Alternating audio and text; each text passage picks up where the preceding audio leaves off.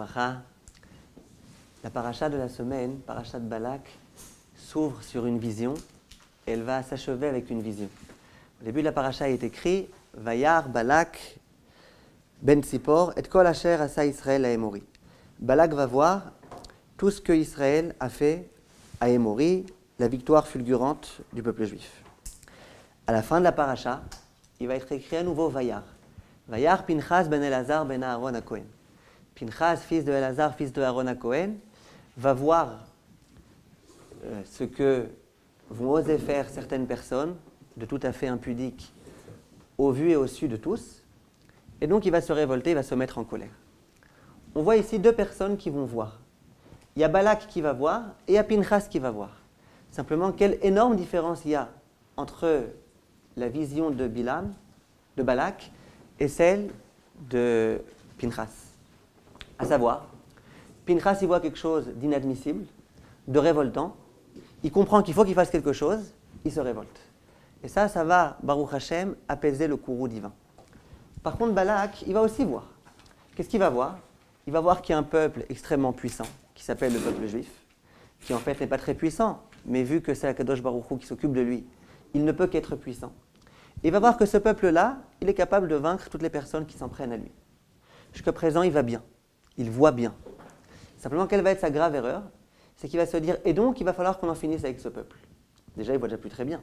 Lorsqu'on a un peuple tellement puissant, et qu'on sait en plus qu'il a visiblement une armée très puissante, la preuve, c'est que la seule façon qu'il avait pour en finir avec ce peuple, c'était par la parole, de façon un peu mystique comme ça, maudire.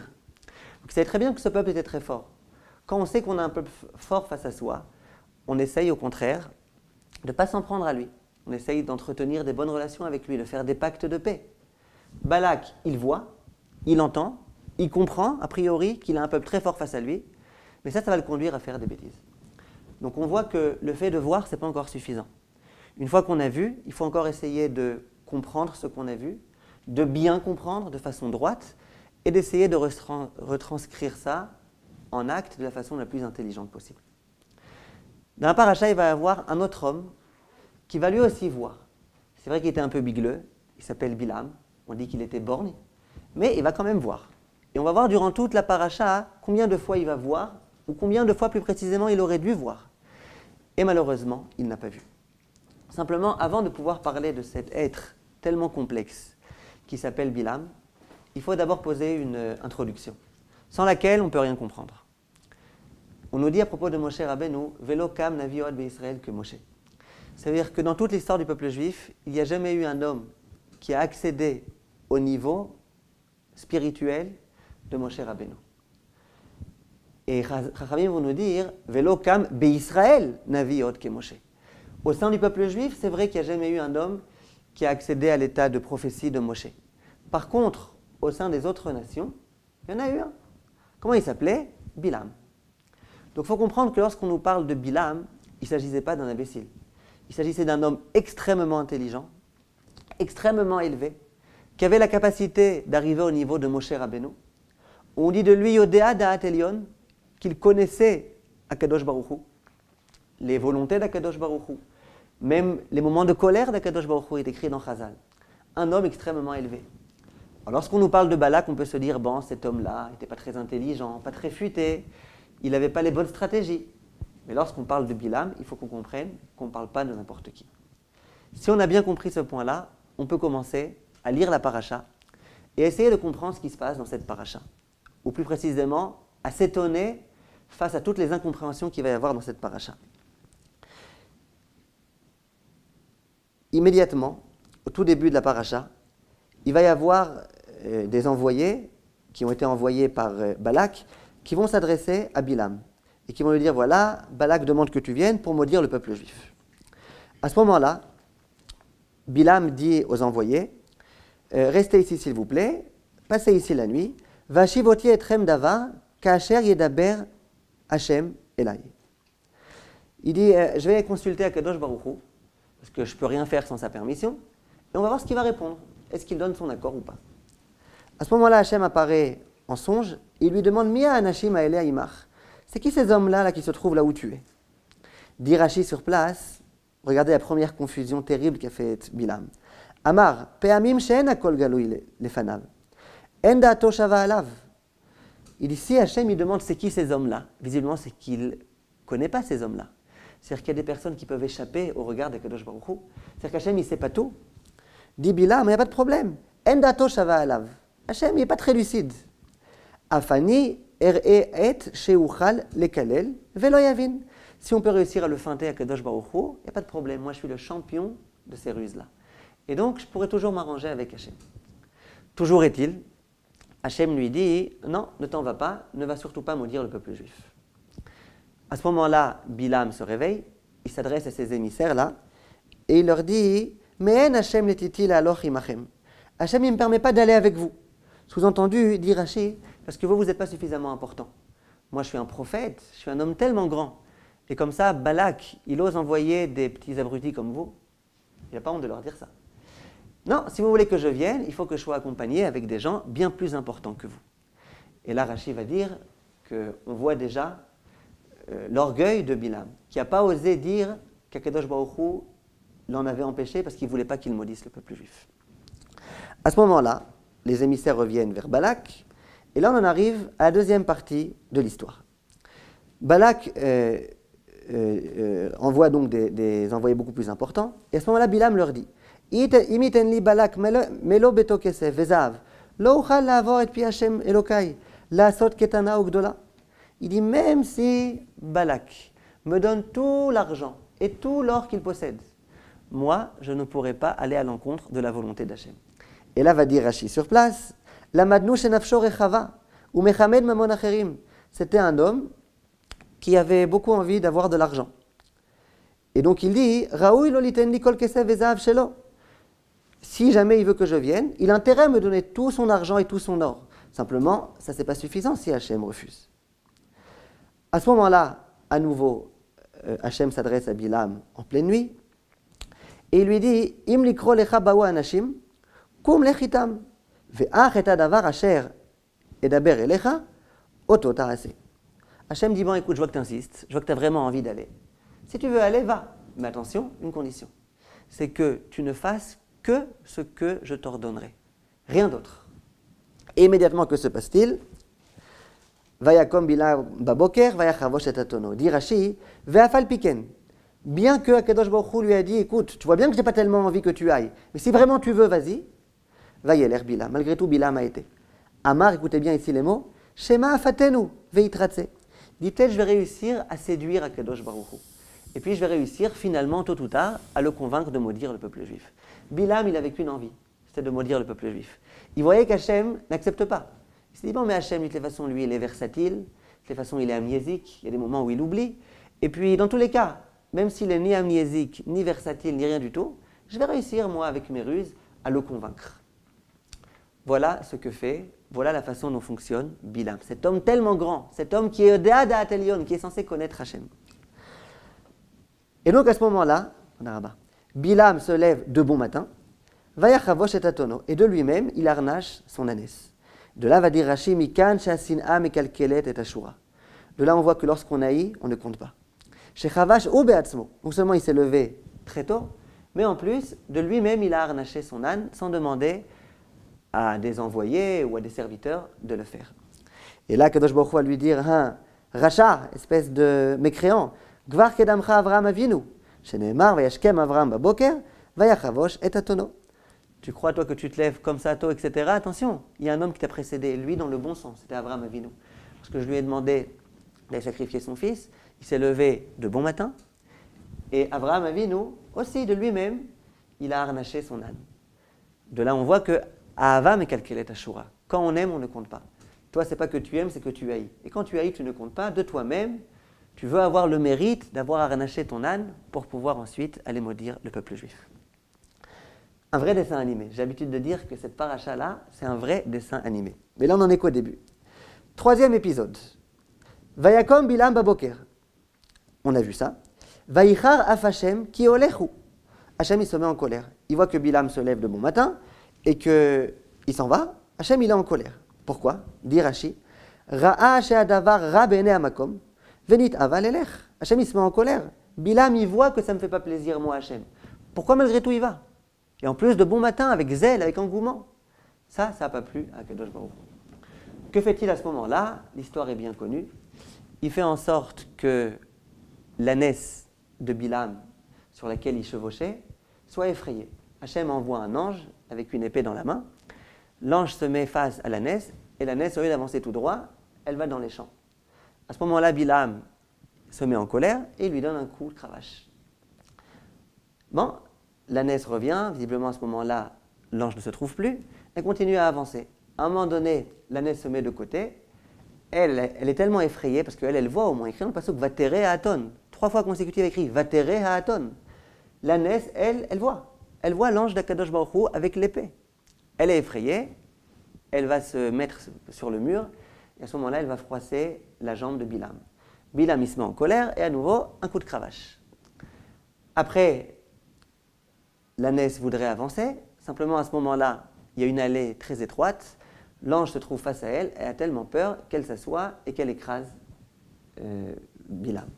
À ce moment-là, Bilam, il se met en colère à nouveau, il lui donne des coups, et à ce moment-là, on est vraiment en plein Walt Disney, l'ânesse ouvre sa bouche. Et elle se met à parler.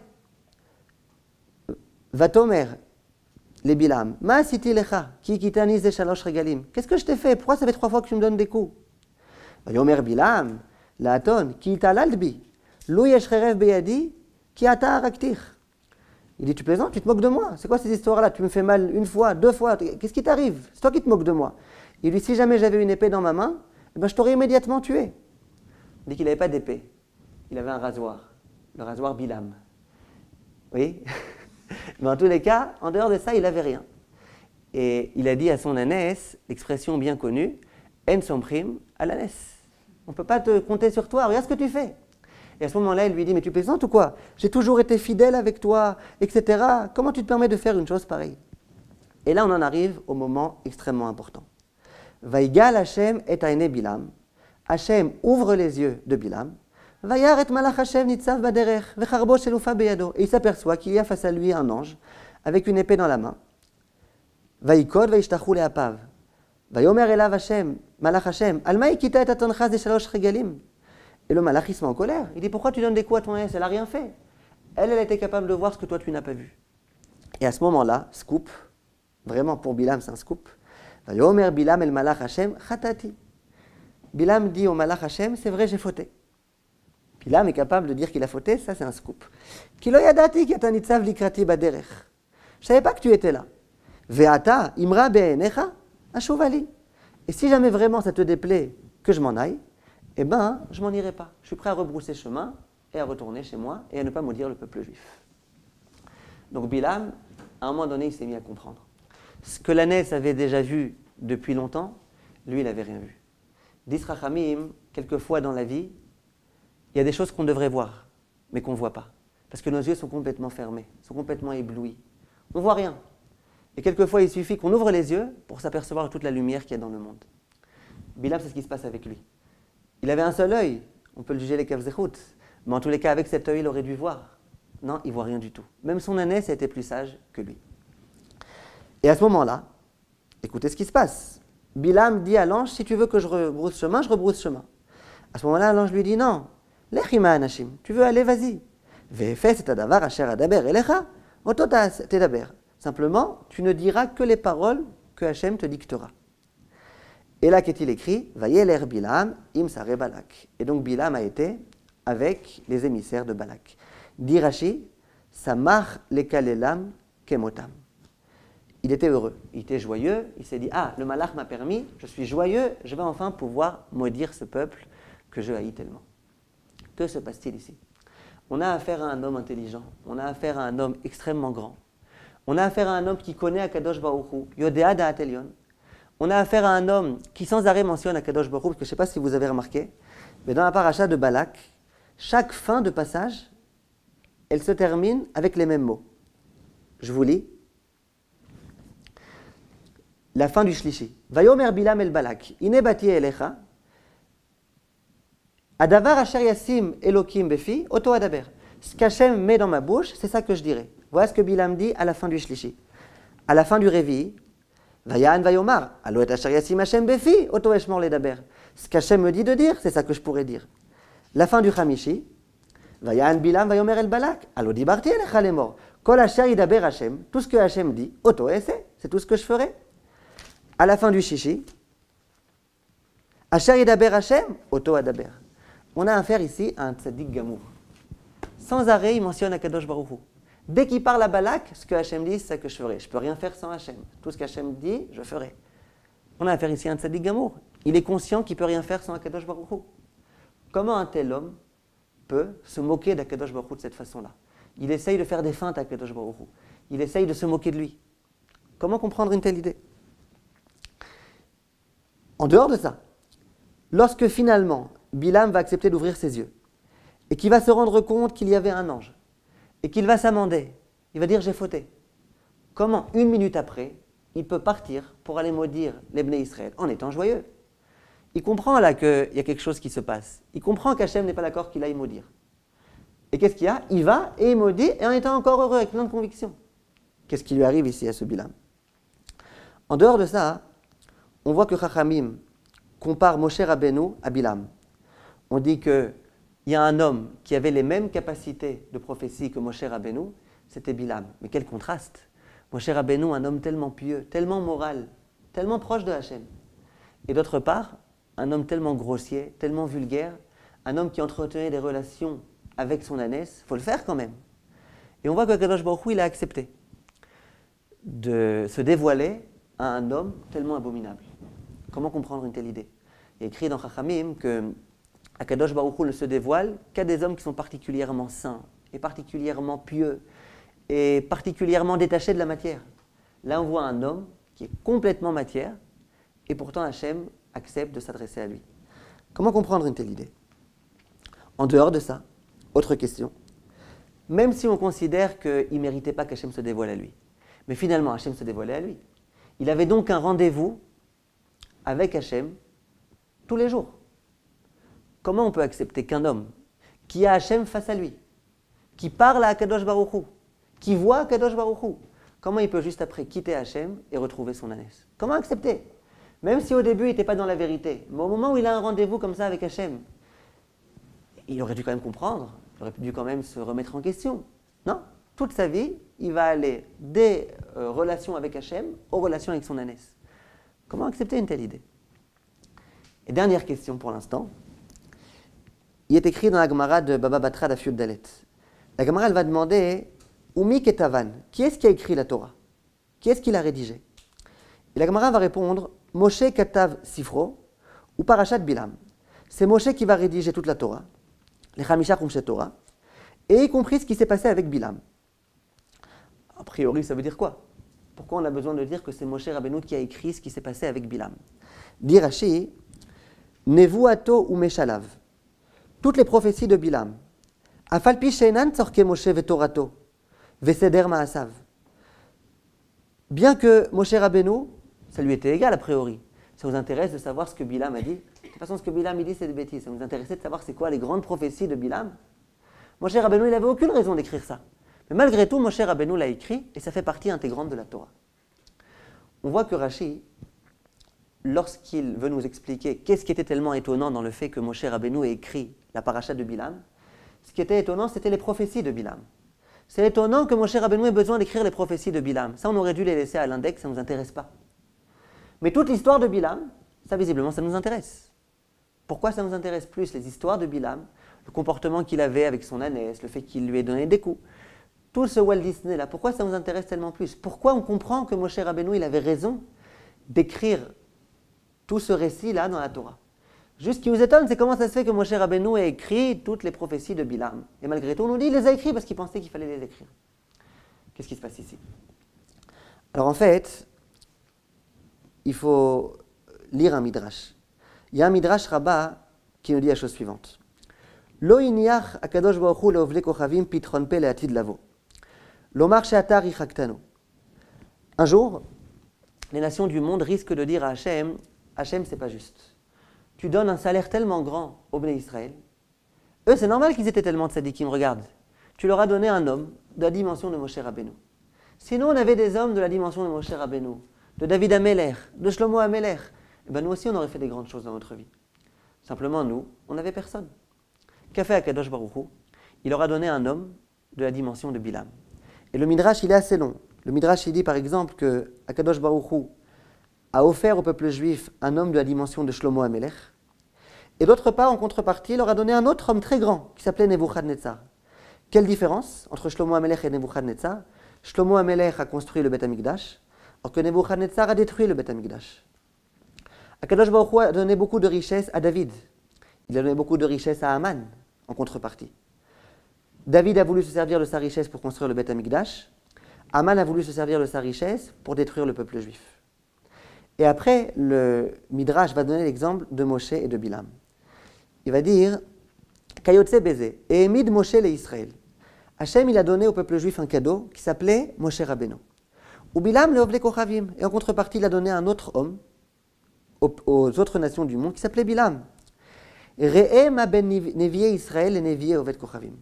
Regarde un petit peu la différence qu'il y a entre les prophètes de Israël et les prophètes des nations. Nevié Israël mazirim et Israël mina averot. Les prophètes d'Israël, ils essayent d'écarter au maximum le peuple juif des averot. Venavi she'aman mina goyim et emid pirza le'abed et a briot mina olam. Il dit alors que Bilam, qu'est-ce qu'il a voulu faire? Il a voulu donner des conseils de prostituer toutes les filles de Bilam pour que les Bnei Israël puissent faire des averot. Que se passe-t-il? Tout l'inverse. Les Névi'im du peuple juif, ils sont là pour avertir le peuple juif de surtout pas fauter. Les Névi'im des Goïm, au contraire, ils veulent faire fauter le peuple juif. Continue le Midrash, il dit Velod, et là chez Kol Nevi'im em bemidat arachamim ad Israël va l'ovde kochavim, kmo sheneemar, etc. Le Midrash dit les Névi'im du peuple juif, ils ont de la compassion à l'égard non seulement des juifs, mais à l'égard des non-juifs aussi. Et ils ramènent des psukim dans lesquels on voit que lorsqu'il y a eu des souffrances qui ont atteint les non-juifs, les Nevi'im, ils étaient affligés.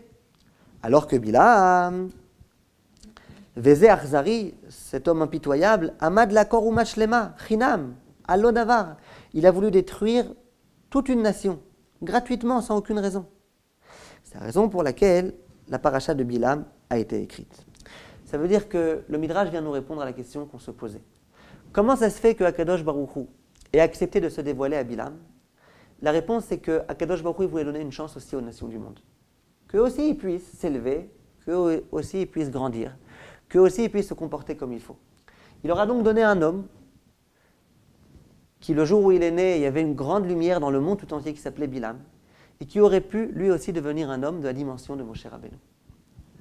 Simplement, que s'est-il passé? Il s'est comporté n'importe comment, et puis il a eu un comportement complètement dépravé, et donc non seulement il n'a pas aidé les nations du monde, il ne leur a pas permis de progresser, il n'était pas là pour leur faire des reproches, mais au contraire, c'était l'homme le plus abominable de tous. Là, il y a une question qui se pose. À nouveau, alors, le pitron P des nations revient. Si jamais Hachem avait donné aux autres nations du monde un homme de la dimension de Moshe Rabbeinu, elles pourraient dire qu'elles auraient été à la hauteur. Simplement, Hachem nous a donné un homme de la dimension de Bilam. Mais Bilam, c'est un pourri. Alors tu me dis, oui, mais Bilam, il aurait pu être. Oui, mais c'est un pourri. Eux, les Bnei Israël, ils ont eu un homme de la dimension de Moshe. Ce n'est pas simplement qu'il aurait pu potentiellement être, c'est qu'il est devenu Moshe Rabbeinu. Comment ça se fait que Akadosh Baruch Hu, pour bien leur montrer que c'est de leur faute, il leur dit, moi aussi, je vous ai donné un homme qui potentiellement aurait pu arriver au niveau de Bilam. D'accord, mais c'est que du potentiel tout ça. Nous, on veut du réel. Donc, en quoi c'est censé ici venir répondre à leurs revendications? Voilà la question que pose le Rav Ezrahi. Et a priori, c'est une très forte question. Ça va nous conduire, Bezrat Hashem, à un grand yesod. Ce yesod, c'est le Rav Eliyahu Loupian qui l'écrit dans le Lev Eliyahu. Il dit comment on fait pour arriver à la dimension qui s'appelle la Nevoua, la prophétie. Ou comment on arrive à la dimension similaire qui est celle du roi HaKodesh. Comment on arrive à cette dimension? Dit le Rav Loupian, il y a deux façons. Il y a la façon ordinaire, habituelle, et il y a la façon inhabituelle. La façon habituelle, elle nous a déjà été tracée par Rabbi Pinchas Ben Yair, qui nous dit, tu vas arriver au sommet de l'échelle qui est le roi HaKodesh, il va y avoir des étapes à franchir, les unes après les autres. Et Rabbi Pinchas Ben Yair commence par la Zeirut. Il va falloir commencer tout d'abord par bien réfléchir à tout ce que tu fais. À chaque fois que tu vas devoir accomplir un acte, est-ce que cet acte est positif ou est-ce qu'il est négatif? Est-ce que dans cet acte-là, qui est en principe positif, il n'y a pas quelque part quelques petites saletés qui viennent se mêler? Ça, c'est la Zeirut. Une fois que tu auras franchi au bout de quelques années la Zéhirout, tu arriveras au niveau un petit peu supérieur qui est la Zrizout. C'est aussi un niveau extraordinaire. Pendant quelques années de travail sur la Zrizout, après tu pourras arriver aux autres dimensions. Et il y a énormément de dimensions, la Prishout, et la Nekiout, et la Gdusha, etc. Jusqu'à ce que finalement, après un travail acharné, on puisse arriver, Bezrat Hashem, à cette dimension qui est celle du Roi HaKodesh. Ça, c'est la façon dont Moshe Rabbeinu a progressé. Il a essayé de progresser au fur et à mesure. Il a brûlé aucune étape. Et puis, Baruch Hashem, il a réussi à progresser, il s'est construit, il s'est forgé une personnalité de Torah, proche d'Akadosh Baruch Hu, jusqu'au moment où Akadosh Baruch Hu a pu se dévoiler à lui, et c'était tout à fait mérité. Il y a un autre homme qui a voulu arriver lui aussi au Roi HaKodesh. Simplement, au lieu d'arriver au Roi HaKodesh, il est arrivé au Roi HaKotej. C'était Bilam. Bilam, qu'est-ce qu'il a fait? Bilam, il n'a pas voulu se donner de la peine. Bilam a voulu recevoir ça en cadeau. Et Akadosh Baruch Hu a accepté. Il lui a offert le Roi HaKodesh en cadeau. Il n'a pas eu besoin de faire d'efforts, et il n'a pas fait d'efforts. Bilam, ce n'était pas un homme de l'effort, ce n'était pas un homme du travail. Bilam, c'était un homme qui voulait se comporter comme il voulait. Simplement, Hachem, pour la raison qu'on vient d'évoquer, il lui a donné cette puissance-là, qui est celle de la névoie. Bilam, donc, il a été d'un coup confronté à ce cadeau, qui est celui de la névoie, alors qu'il n'était pas prêt du tout. Quelle différence entre un homme qui accède à la névoie après un travail tellement progressif et celui qui d'un coup reçoit ça en cadeau? On n'a qu'à lire la paracha et on verra la différence. La grande différence qu'il y a entre Moshe Rabbeinu et Bilam. Moshe Rabbeinu, il a travaillé, il a trimé pour parvenir à ce niveau tellement élevé, et bien c'est devenu Moshe Rabbeinu. Bilam, il n'a rien fait, il va rester durant toute sa vie Bilam. Voilà la grande différence qu'il y avait entre les deux. Et dit le Rav Lupian qu'il en va de même au sujet de toutes les dimensions spirituelles. Ça veut dire que ce n'est pas simplement au sujet de la prophétie. La prophétie, on vient de le voir. Si on travaille, si on se fatigue pour accéder à la prophétie, une fois qu'on y arrivera, Bezrat Hashem, ce sera une vraie prophétie, qui sera capable de nous transformer, qui sera capable de nous faire progresser, qui sera capable de nous donner des rendez-vous exclusifs avec Akadosh Baruch Hu de première intensité. Mais il n'y a pas que dans le Roi HaKodesh. Dit le Rav, c'est vrai dans toutes les dimensions. Dans l'étude de la Torah, par exemple. Un homme se fatigue pour étudier. Il étudie et puis il oublie. Mais il se fatigue à nouveau. Et il se fatigue à nouveau. Et à nouveau, et à nouveau, et à nouveau. Finalement, il va comprendre cette étude. Cette étude pour laquelle il se sera fatigué, c'est une étude qui percutera son cœur. C'est une étude qui le fera progresser. Par contre, une étude trop facile, c'est venu facilement. Si c'est venu facilement, ça se perdra facilement. C'est ce qui est écrit, et on voit au long des enseignements de nos Chachamim, on voit combien ils ont accordé de l'importance au labeur dans l'étude de la Torah. Anu amelim ou mekablim sachar. Nous, on se fatigue et on reçoit un salaire. Le salaire, on le reçoit pour la fatigue, pas pour notre génie, pas pour le fait qu'on ait bien compris, pour notre fatigue. Le Rav Ovadia, il disait, on dit dans le Hallel, Ani emanti ki adaber, ani aniti meod, ani amarti bechovzi kol adam kozev. Lui, il découpait le pasuk différemment. Il disait, il écrit dans la Gemara, Yagati ou matsati ta'amin. Celui qui dit, moi je me suis fatigué, et finalement je suis arrivé à quelque chose, celui-là tu peux le croire. Celui qui te dit, moi je ne me suis pas fatigué, et j'ai atteint des dimensions exceptionnelles, celui-là ne le croit pas, c'est un menteur. Si tu ne te fatigues pas, tu n'accéderas à rien du tout. Ah mais si, on voit, il y a des gens qui ne sont pas fatigués, mais ils avaient de tellement grandes kishronotes qu'ils ont réussi à devenir des grands Talmidei Chachamim. C'est comme Bilam. Bilam, il a l'air d'être un grand Navi, c'est un zéro. Et bien, il y a des gens qui ne sont pas fatigués pour étudier la Torah. On a l'impression que c'est des grands Talmidei Chachamim. Ils connaissent plein de choses, ils peuvent vous déployer un savoir fou, mais ils sont zéro. Disait le Rav Ovadia, c'est ce qu'il a écrit. Ani, comment il écrit? Emanti ki adaber. Je peux croire celui qui me dit Ani aniti meod. Moi, je me suis beaucoup fatigué. Je suis beaucoup fatigué pour la Torah. Celui-là, tu peux le croire. Par contre, Ani amarti bechovzi. Celui qui te dit, moi j'ai accédé à la Torah bechovzi rapidement, comme ça, à la va-vite, celui-là, tu peux lui dire Kola Adam Kozev, t'es un menteur. Ça veut dire qu'un homme qui veut pouvoir progresser, il n'y a pas d'autre alternative que se fatiguer, que cheminer progressivement. On ne peut pas brûler d'étapes, il n'y a pas de raccourci. Un homme qui veut devenir Talmid Chacham, il doit se fatiguer et il doit étudier. C'est en ce sens-là que disait le Rav Chaim Shmulevitch, que lorsqu'on voit une femme enceinte, il n'y a aucune obligation de se lever devant elle. à part le fait qu'elle est fatiguée et qu'il faut lui céder la place. Derech Eretz. Mais il n'y a pas d'obligation de se lever devant elle parce qu'elle a dans son ventre un Talmid Chacham. Pourtant, on dit que le bébé, quand il est dans le ventre de sa mère, il étudie toute la Torah. C'est un Gdol Hador. Alors, s'il y a un Gdol Hador dans son ventre, on devrait se lever face à elle. Pas face à elle, face au bébé qui est dans son ventre. Il était le Raphaël Shulevitch, pas du tout. Le bébé, c'est un immense Talmid Chacham, il connaît toute la Torah Kula. Mais étant donné qu'il ne s'est pas fatigué pour étudier cette Torah, ça vaut rien. Zéro. Ne te lève pas devant lui, ça vaut rien. Dans le même sens, on dit que Yaakov, lorsque sa maman elle passait devant les Baté Midrashot, il avait qu'une envie, c'était de sortir. Il y a certains Mefarshim qui demandent et qui disent « Mais tu plaisantes ou quoi ?» Il était dans le ventre d'une femme tellement tzadika. Il aurait dû vouloir rester dans son ventre. Il n'était pas n'importe où, il était dans un Beth Midrash, le meilleur du monde. À mon avis, la réponse c'est vrai qu'il était dans le ventre de sa mère. Et que sa mère, c'est une grande tzadika. Simplement, dans le ventre de sa mère, il étudiait la Torah avec un malach, c'est vrai aussi. Simplement, c'était une Torah qu'il étudiait sans labeur. Et Yaakov, il savait qu'une Torah sans labeur, ça vaut rien. Donc, il était pressé de sortir pour commencer à se fatiguer un petit peu, pour étudier la Torah comme il fallait.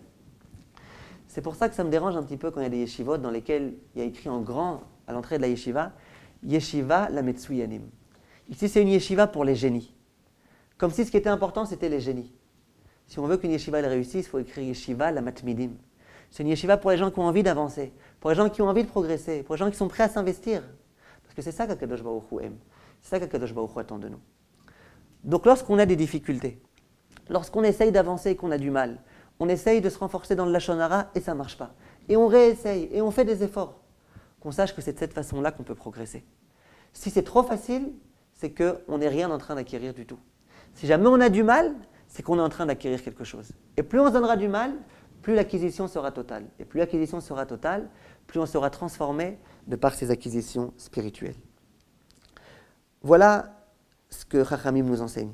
On nous dit que Rabbi Akiva, c'était au début un grand Amaharetz. Et puis un jour il s'est promené et il était vraiment désespéré parce qu'il savait qu'il étudiait et à chaque fois il oubliait ce qu'il étudiait. Il essayait de faire des efforts mais ça ne marchait pas. À un moment donné il a vu une fontaine dans laquelle il y avait des gouttes qui coulaient au compte-gouttes et il y avait une petite pierre qui était trouée. À l'endroit où il y avait la petite goutte qui coulait, la pierre s'était trouée. Et à ce moment-là, il s'est dit « Ah, c'est fort ça. Si jamais des petites gouttes comme ça, elles sont capables de trouer un rocher, et bien la Torah, pareil.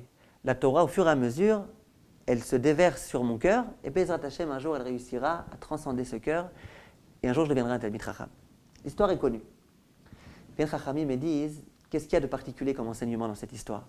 C'est-à-dire, on sait très bien ça, que l'eau, pendant des années, pendant des milliers d'années, finalement, même goutte après goutte, c'est capable de trouer un rocher.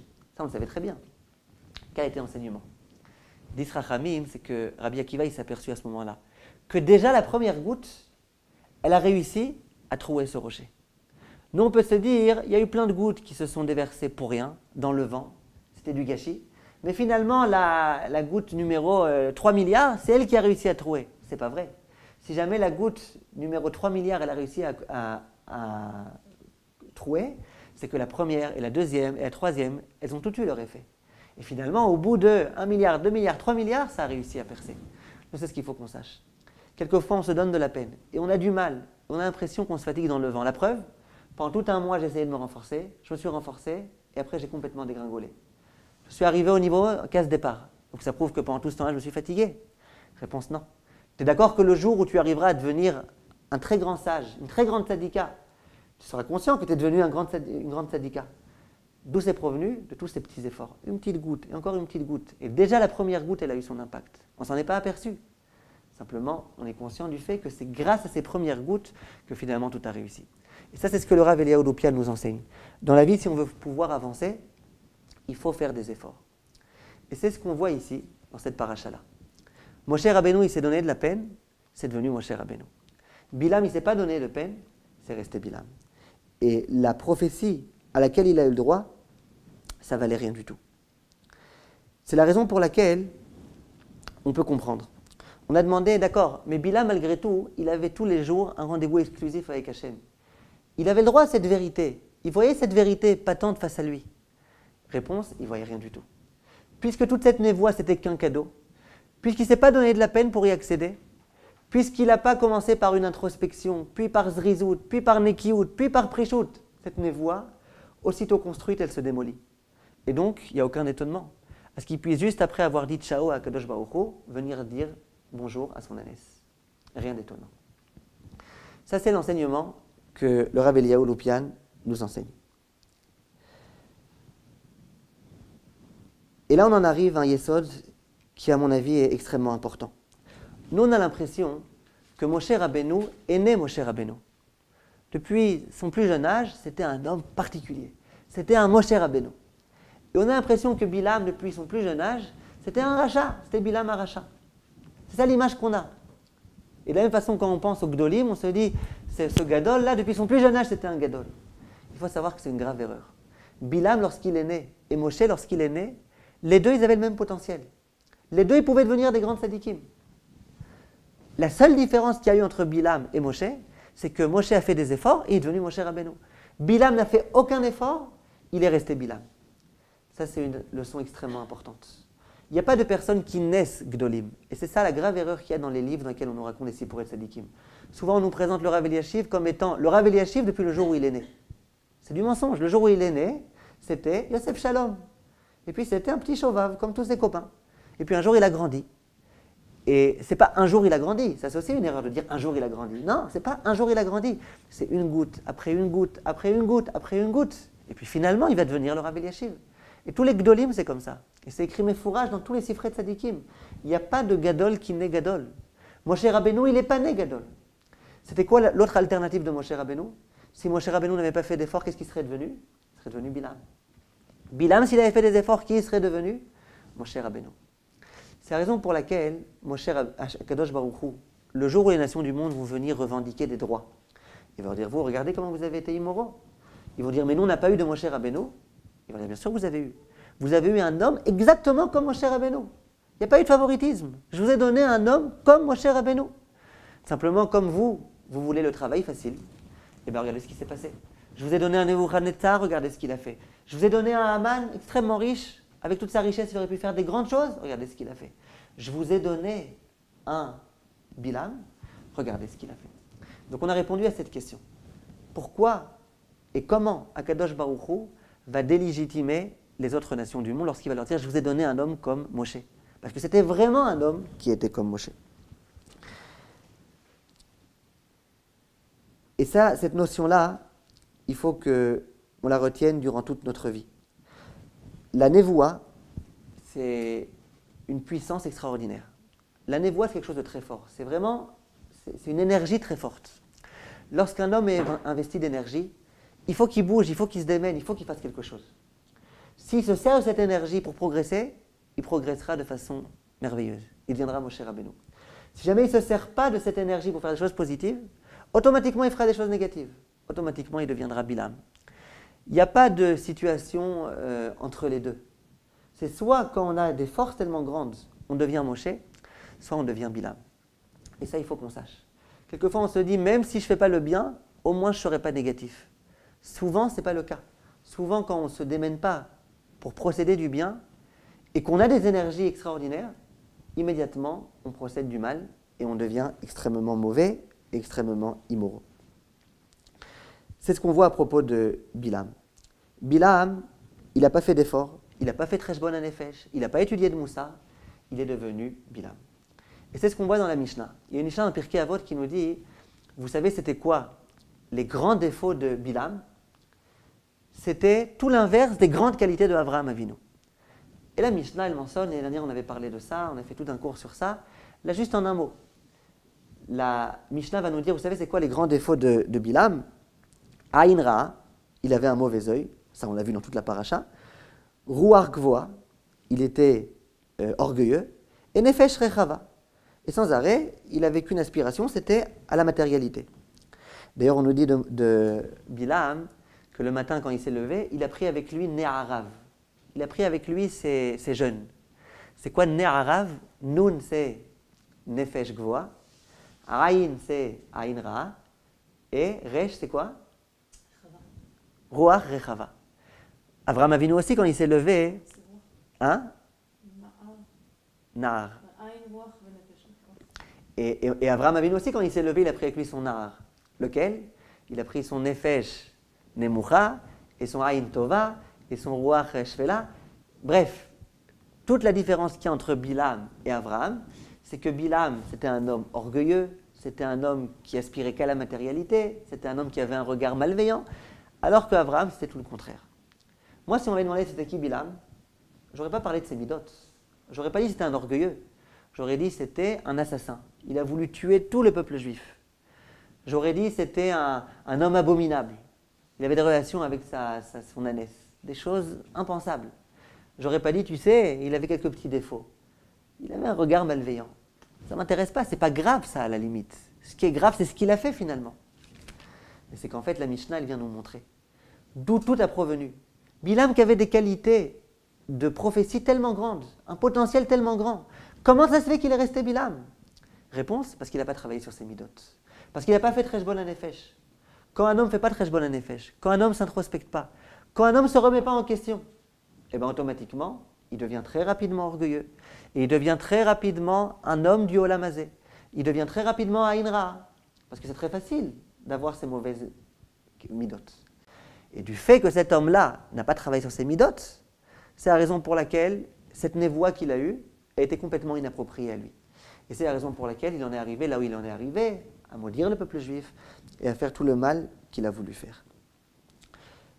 Si on veut continuer à réfléchir encore un tout petit peu, dit le Rav Ezrahi, on a l'habitude de croire que la chose la plus fiable, sur laquelle on peut vraiment se reposer, c'est notre intellect, notre intelligence.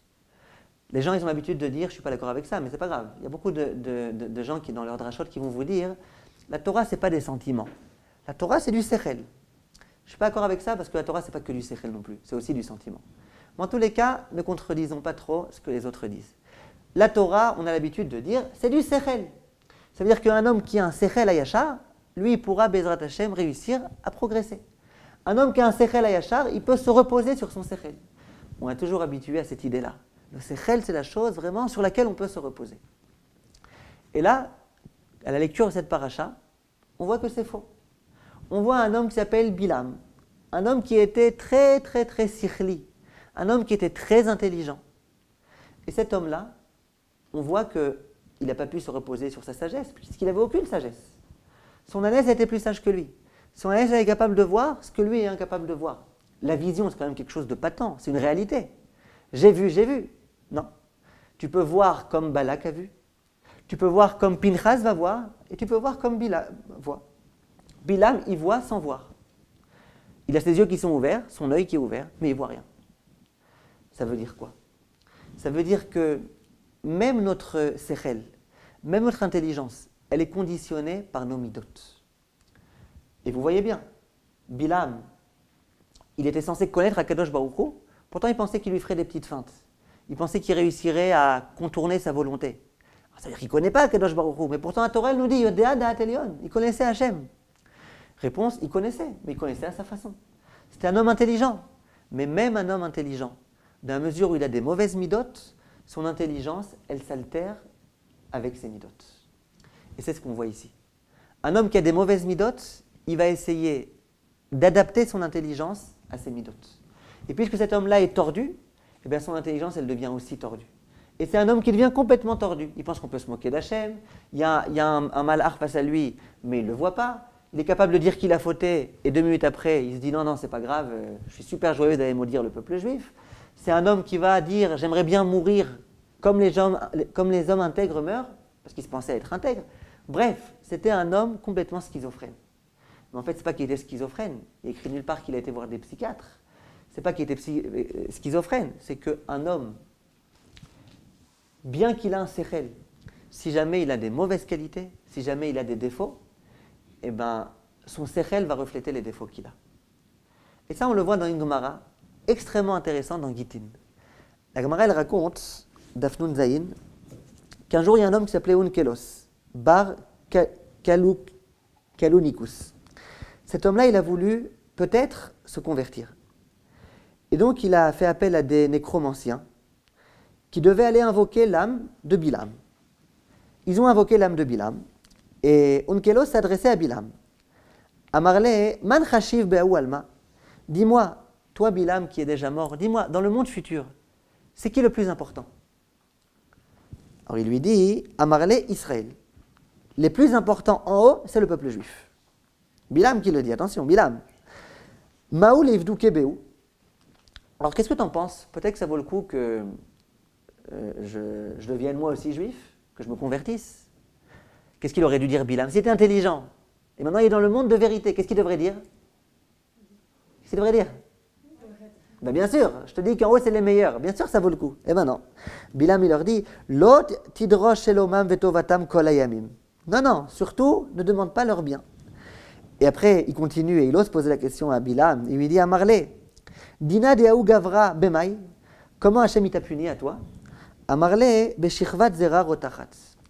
Il dit, dans du sperme qui est bouillant. Ça veut dire quoi? Vu que Bilam, il a voulu faire fauter le peuple juif par des relations sexuelles interdites, et bien Kadosh Baruch Hu, Mida Keneged Mida, il le brûle là-bas dans ce Shirvat Zera. Donc on a affaire à un homme qui est conscient qu'il a fait du mal durant toute sa vie, qui chaque jour est en train de souffrir de la terrible punition. Et puis il est conscient de la grandeur du peuple juif. Il admet qu'en haut, numéro 1 au hit parade, c'est le peuple juif. Et malgré tout, on lui demande, alors ça vaut le coup? Il dit non. Al tidrosh lomam vetovatam. Ne fais pas le bien du peuple, ça vaut pas le coup. Je ne comprends pas, c'est un homme intelligent? Réponse oui. Même un homme intelligent, au fur et à mesure, il commence à adapter son intelligence à son comportement. Et son intelligence, elle suit. Et donc, il devient tordu. C'est de cette façon-là qu'on peut comprendre peut-être cette paracha-là. L'année dernière, on l'avait comprise un petit peu d'une autre façon. Cette année, on peut la comprendre peut-être aussi de cette façon-là. À savoir, Bilam, c'était un homme extrêmement intelligent. Bilam, il avait toutes les capacités de devenir un grand homme. Si jamais il avait gravi les échelons l'un après l'autre, s'il avait commencé par s'introspecter, c'est pas parce que je suis Bilam que je suis le meilleur, peut-être que je peux me remettre en question, peut-être qu'il y a des choses que je fais qui ne sont pas bonnes, je dois m'introspecter. Et puis qu'ensuite il était arrivé à la Zrizout, et qu'après il avait commencé un petit peu à s'écarter de la matière Prichout, et qu'après il était arrivé à la Gdusha, et bien peut-être que lui aussi il serait arrivé à Ruach Kodesh. Simplement, étant donné que ça n'a pas été sa démarche, ça a été moi je veux faire ce que je veux, et je veux profiter de cette névoie. Eh bien, il est resté un homme médiocre, il est resté un homme abominable. Et tout son séchel, il lui a servi à rien. Parce que quand on ne se donne pas de la peine à être des hommes droits, eh bien, on devient tordu. Même notre séchel sur lequel on pensait pouvoir se reposer, il devient lui aussi tordu. Maintenant, on comprend peut-être un petit peu mieux ce que Rashi nous disait dans la Gemara de Baba Batra. Rashi disait, qu'est-ce qui a dérangé à la Gemara lorsqu'on a demandé qui est-ce qui a écrit les Chamisha Chumshe Torah? Que Moshe Rabbeinu a écrit les Chamisha Chumshe Torah, ça je comprends. C'était la Torah de Moshe, bien sûr qu'il devait l'écrire. On a dit, mais lorsque Moshe Rabbeinu a écrit la paracha de Bilam, Rashi disait, ce qu'il aurait sûrement pas dû écrire, c'était toutes les prophéties de Bilam. Ça, il n'a aucune raison de les écrire. Bon, mais malgré tout, il a décidé de les écrire. On a demandé pourquoi ça n'a pas effleuré Rashi, le fait qu'on ait raconté tous les épisodes, toute la vie de Bilam, avec son ânesse et avec l'ange, etc. Ça, c'était évident que Moshe devait l'écrire. Réponse, bien sûr. Ça, c'est évident que Moshe Rabbeinu devait l'écrire. Si les prophéties de Bilam, à la rigueur, on s'en fout. Mais par contre, le comportement de Bilam, il est extrêmement important. Parce que le comportement de Bilam, c'est ce qui risque de nous arriver si jamais on procède de la même façon que lui. Et ça, Moshe Rabbeinu, il en était conscient. Moshe Rabbeinu, il savait que si jamais il n'avait pas progressé de la façon dont il a progressé, il serait devenu lui aussi Bilam. De la même façon que Bilam aurait pu devenir Moshe Rabbeinu s'il avait fait des efforts. C'est-à-dire que l'autre alternative à Moshe, c'est Bilam. Donc Moshe Rabbeinu, il a besoin de ces enseignements que Bilam nous donne. Tout ce dessin animé dans lequel on voit un homme tellement stupide, tellement débile, tellement idiot, un homme qui est prêt à tout perdre, eh ben, c'est un enseignement de première grandeur pour nous. Et ça fait partie intégrante de la Torah. Et ça, on comprend que ça doit faire partie intégrante de la Torah. Il faut bien qu'on sache cela. On a envie dans la vie de progresser. Et on a envie surtout de s'écarter de ce comportement de Bilam. Et quelquefois, on rencontre autour de nous, quand ce n'est pas nous-mêmes, j'espère en tous les cas, des personnes qui font le mal au quotidien et qui sont sûres de faire le bien, qui sont tordus et qui pensent être droits. Et on s'interroge, comment c'est possible?